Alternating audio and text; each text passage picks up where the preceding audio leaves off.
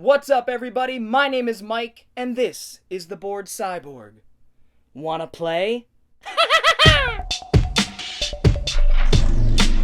So, the new Child's Play, the new Chucky, has come out. In fact, it came out today. I saw the first showing at my local theater.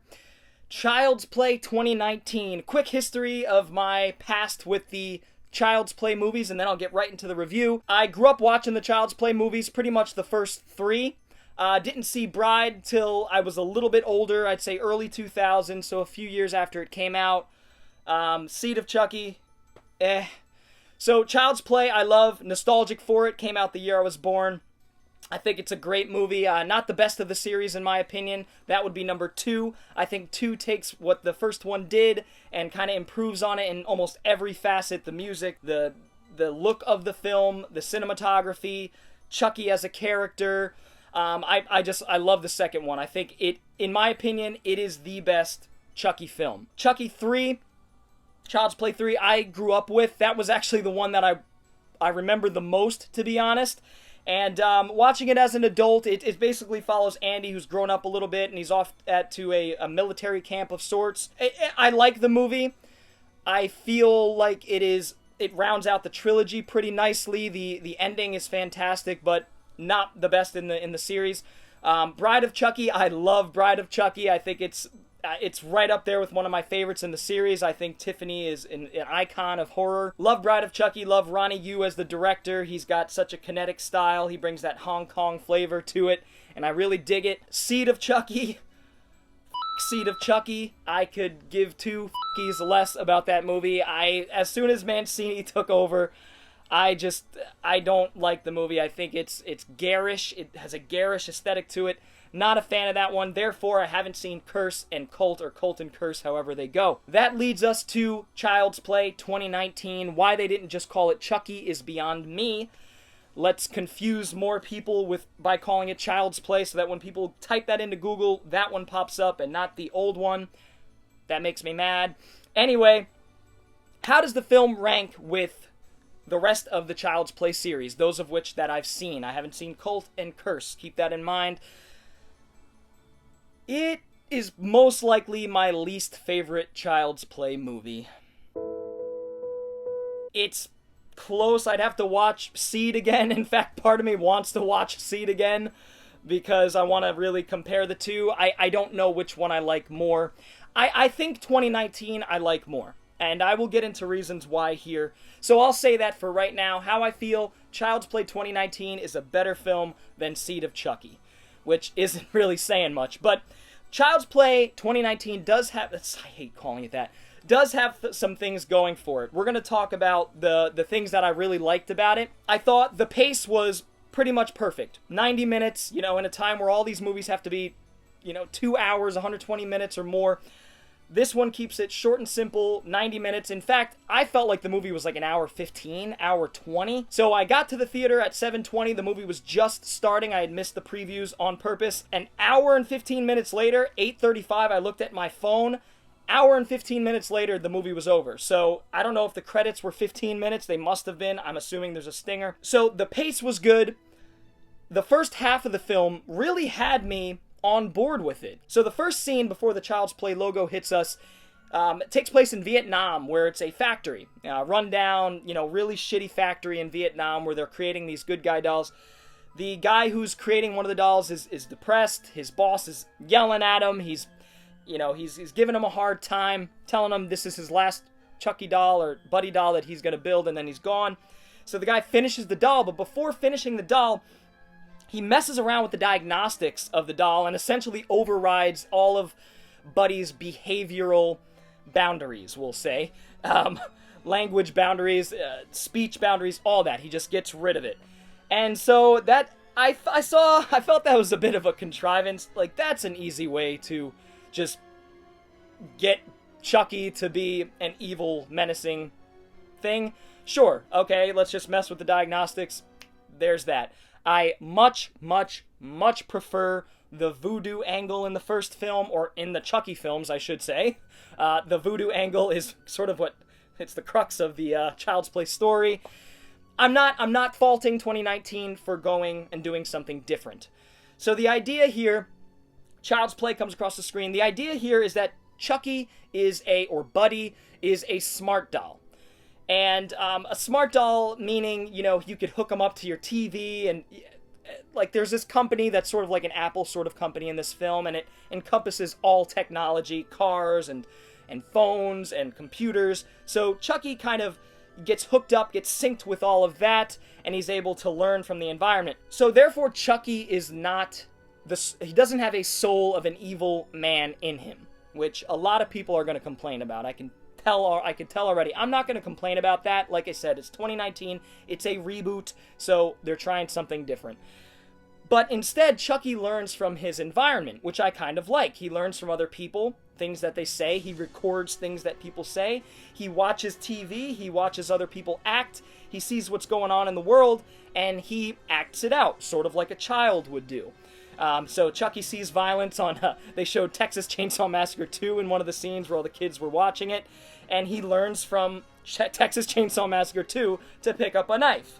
So that's the sort of thing that's going on with how Chucky learns. Chucky's look, not a big fan. He's got a big head, it's very goofy looking, not very imposing, even when he gets all evil. It is mostly animatronic, from what I could tell, unless it's just really good CG. But mostly animatronic. There was some CG assistance, we'll say, with the way his mouth moved, and certain shots of his hand were CG, and things like that, which I thought was kind of lazy. Chucky is animatronic. Let's keep him as an animatronic fully. There's no reason why you can't make his mouth animatronic. It's lazy. So the look of Chucky, not totally a big fan of. Instead of Buddy, Buddy doll with a Y, it's Buddi, so just, more 2019 techie iPhone kind of shit. So I also really like Andy in this film. Andy's character I thought was really good, and the kid playing him did a great job with the character. He's very different in this film. In this film, he's a little bit older. He's more like a 13-year-old. He's just moved into the neighborhood. He's having a hard time finding friends, and so you feel for him automatically. So he gets this Buddy doll, Chucky doll, from his mom, who's played by Aubrey Plaza, who does an okay job. I really liked her character in the first half, which is sort of how I feel about the whole movie. The first half of the movie really got me. But, after like the 30-40 minute mark, she is flushed down a toilet, never to be paid any attention to again, except for until the very end. And it just rubbed me the wrong way. So I like Andy's character and his relationship with Chucky. It's a very friendly relationship in the first half hour, and you really sympathize and empathize with the character not having any friends, and you really feel their bond. It was actually pretty impressive. I was emotionally moved at points when Andy didn't want to hang out with Chucky, when he met some new friends, when Chucky was misbehaving. And so I really liked their connection, and that's something that in the original there really wasn't too much of. It was more sort of the doll manipulating Andy, because the doll, from the get-go was an evil thing. In this, it learns to be evil. Chucky learns to be evil. The last thing that I really, really liked about the film was the look. I thought the production design was on point. I thought the lighting, very 80s aesthetic, even some Suspiria in there. It gave me some vibes. Great cinematography, some really well lined up shots, especially a few during one of the kills. My favorite kill in the movie, the only kill worth a shit, in my opinion, was the first one. Really cool set piece where, I'm not going to get into the kills, that would be spoilers, but I really enjoyed the production design, the look of the film, the aesthetic. It was tonally consistent throughout. It struck a great balance between humor and horror. And I say a great balance, but I still feel like the humor wasn't that good. There's a comic relief character named Detective Mike who kind of gets embroiled in this whole thing. He lives in the same building as Andy. And wow, is this character really, really bad and really poorly written. He's got some jokes that, admittedly, it's the script kind of leads you on to think that he's trying to make a funny joke, but he fails at it the first time we meet him. And then all of his subsequent jokes are just failures, in my opinion. They're just not good lines. How anybody wrote some of Detective Mike's lines, I don't know. The dialogue in the film overall was very shoddy. There were not very many moments where I even giggled. There was a few here and there, but I really felt the dialogue was pretty shoddy. His character also, all of a sudden, at the drop of a dime, turns into this fucking unprofessional dickhead to Andy and his mother, and there's a reason for it, but they don't evoke any sympathy from the audience. I didn't care at all what happened to Mike's character, and then all of a sudden he becomes this completely different character until he pops up at the end to save the fucking day. It was ridiculous. An awful character, awfully written, awful dialogue. I don't know if this actor is any good, but he didn't show me anything in this movie. What I didn't enjoy. I've got into it a little bit with the look of Chucky. It's not there for me. It doesn't feel right. It's not awful. It just doesn't feel right. I guess that's the best way I could put it. It looks like Chucky, doesn't feel like Chucky. Doesn't have the soul of Chucky. And that leads me to Brad Dourif. Brad Dourif is the soul of Chucky. And he's a man in all of the original films. He's a serial killer who practices voodoo so that his soul can be transferred into this doll. That's such a great concept, and Brad Dourif carries that throughout the series. Brad Dourif is one of the main reasons why we love Chucky so much, besides the fact that he's a doll that murders people with knives and various weapons. Brad Dourif is the soul of Chucky. I love Mark Hamill. I love him in everything that he does. One of the best Jokers, obviously Luke Skywalker. I love him in The Guyver. I love Mark Hamill. He's the man. And I love his voice acting. But in this, he's not given anything to do. There's no ferocity in his voice like there is with Dourif. Mark Hamill's character as Chucky, he's learning. He's like a child, so he's soaking it all up around him, and he's slowly learning about his environment, and there's not much more motive than that. Besides him wanting to be friends with Andy, you're my best friend, that kind of thing, and everybody else is Chucky sees as trying to keep Andy and Chucky apart, and so he kills everyone. And I don't buy the motive. I don't buy the motive. It's pretty lazy. Talking about lazy, there is an app, a Chucky app, I guess, or whatever. That's sort of, when you sync it up, you can manipulate it from your app. And it served as such a plot contrivance, such a lazy way out in some of the sequences where they were like, oh, well, Chucky's over there, we could do this. Well, Chucky's doing that, well, we could just blah, blah, blah, blah, blah, blah. And now Chucky's doing this. And it was just just lazy writing, in my opinion. And we never see Mark Hamill's Chucky have any of those abrupt jolts of anger and profanity. Like in the original film, my favorite scene in that film is when Virginia Madsen's shaking Chucky, talk to me, and then she's about to throw him in the fire, and Chucky's like, you stupid bitch, you filthy slut! Like, we never get anything that even resembles that in the new Child's Play. And sure, maybe in the sequels they will. F*** that, not the point. We get a little ferocity towards the end, but it gets impeded. It's impeded upon by another character, and it's just not good. Mark Hamill is not to blame here. It's the script.